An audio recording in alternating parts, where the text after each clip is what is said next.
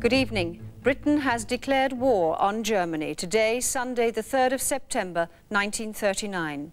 The Prime Minister made the announcement from Downing Street. We will be fighting evil, he said, but right will prevail. Tonight, the King has urged the people of the Empire to stand calm, firm and united. France has also declared war, so has Australia. Mr. Churchill has joined the war cabinet. He said the fight is to save the world from Nazi tyranny. It was at 11 o'clock this morning that Great Britain went to war with Germany. Within minutes, the Prime Minister made a broadcast from Downing Street. He explained that Hitler had ignored a last attempt to settle the Polish crisis peacefully. I am speaking to you from the Cabinet Room at 10 Downing Street.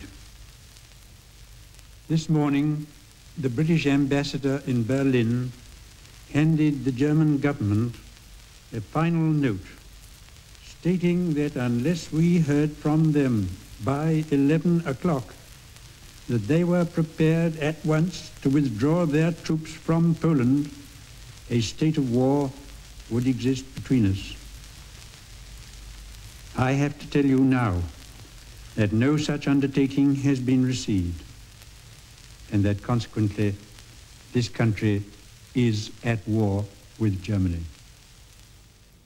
At 6 o'clock this evening, the King broadcast from his study at Buckingham Palace. He said this was perhaps the most fateful hour of our history.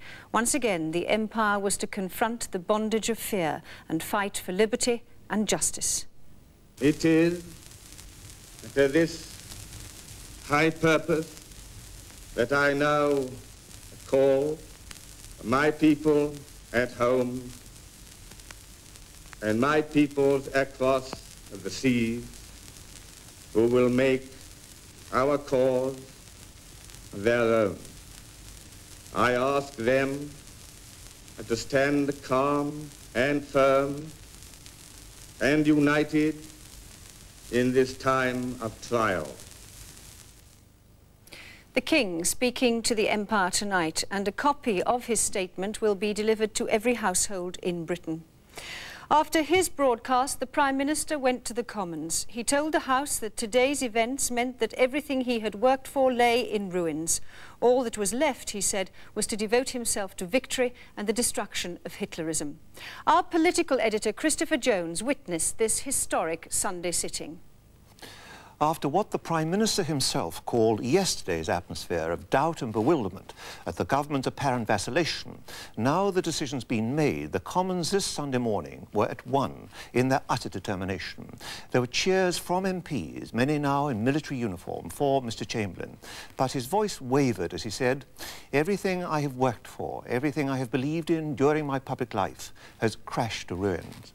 The Prime Minister added, "I trust I may live to see the day when Hitlerism is destroyed and a liberated Europe has been established." Murmurs of support for Mr. Churchill when he rose from the backbenches. "Outside the storms of war may blow," said Mr. Churchill, "and the lands may be lashed with the fury of its gales, but in our own hearts this Sunday morning there is peace." And deep, respectful silence when the great Liberal leader of the World War, Mr. Lloyd George, recalled those terrible days when a victory had been won for right. We will, his voice now rising above great cheers, we will do it again. There was an immediate debate on an opposition move to stop young men aged between 18 and 20 being sent into battle. But Lady Esther, mother of 5 sons, said the mothers of England would 20 times rather lay down their own lives than have a war, but they knew where their sons' duty lay. Eventually, the government agreed to come to the House again if it was decided to send these young men to the front. And then, when this extraordinarily tense Sunday sitting was over, the highly effective Deputy Labour leader, Mr. Arthur Greenwood, summed up MP's feelings precisely. Mankind in the past has paid a heavy price in struggle and suffering and sacrifice to win freedom. We cannot allow it now to be violently wrested from us and from our children. That is why I believe that deep down in your hearts you realize that our decision to fight against the aggressive evil of Hitlerism was the only one we could take. Tonight, Mr Chamberlain has announced the formation of a war cabinet of 9 ministers. Mr Arthur Greenwood and other Labour and Liberal MPs have refused to serve. But it will include Mr Winston Churchill, back as the First Lord of the Admiralty, the post he held at the outbreak of the last war. There's been silence from Berlin. Charles Wheeler, our correspondent there, came home earlier today. He's here now to compare the moods in the two capitals as war is declared. There was no war fever in Berlin, just resignation, even apathy. Ordinary Germans did not expect it would come to this. After Hitler's string of bloodless victories in Austria, at Munich and in Prague, they believed that Poland too would back down in the face of superior force.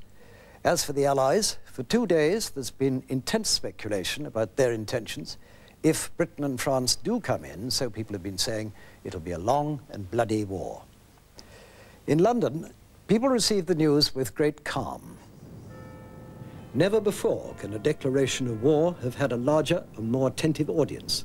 A people gathered around their wireless sets, hearing the news they knew must come, and hearing it at first hand and instantly from the elected leader of their country. Has been received, and that consequently this country is at war with Germany. Never in British history can a public statement have meant so much to so many. In London, as in the rest of Britain, the streets on this sunlit Sunday morning were largely empty. There was no sign of excitement. One had the impression of a people less perturbed by the outbreak of war than relieved that an intolerable period of uncertainty was over. By mid-afternoon, Londoners were going about their affairs as though this was an ordinary Sunday, feeding the pigeons in Trafalgar Square, sunning themselves in the parks and boating on the Serpentine. Today, the British went quietly and calmly to war, without any of the high emotion that marked its outbreak a quarter of a century ago when the streets were packed with jubilant Britons. 10 minutes after the declaration of war was announced on the radio, the first air raid sirens sounded in London and in many other parts of the country. But then and tonight, Britain is said to be calm. A report from our Home Affairs correspondent, David Sells. Within minutes of Britain throwing down the gauntlet to Nazi Germany, London sirens wailed their warning of an air raid. Crowds in Whitehall scattered, making a beeline for the nearest shelter. Despite the posters and a week of publicity, some people were bewildered by the warning. In central London, police were on hand to explain and shepherd citizens to safety, shielded from the feared devastation of both gas and bomb. All the digging of shelters and trenches in parks was seen to have had a purpose. In the event, there was no Guernica, no Barcelona, just a false alarm, caused, the Air Ministry explained later, by an unidentified aircraft approaching the south coast. Within a short time, police were proclaiming the all clear as the sirens sounded the continuous note that indicates danger has passed. People streamed from the shelters into the fresh air, relaxed and calm by all appearances. But for a capital that had barely digested the news of war, this false alarm was indeed a heady baptism. France declared war at 5 o'clock this evening. It was at that hour that the French ultimatum to Hitler expired. As news of France's declaration spread through the queues outside the Chamber of Deputies, it was learned that she has mobilized something like 110 divisions with 5 million trained men. Earlier this year, Mr. Churchill inspected the army, compared them with German forces, and described the French as the masters. Not everyone shares this opinion, and there are suggestions that a declaration was delayed because French defences were ill-prepared. Whatever the truth, this evening senior officials and ambassadors, including Britain Sir Eric Phipps, went to the chamber to hear Prime Minister Daladier denounce what he said was the unjust and brutal aggression against Poland.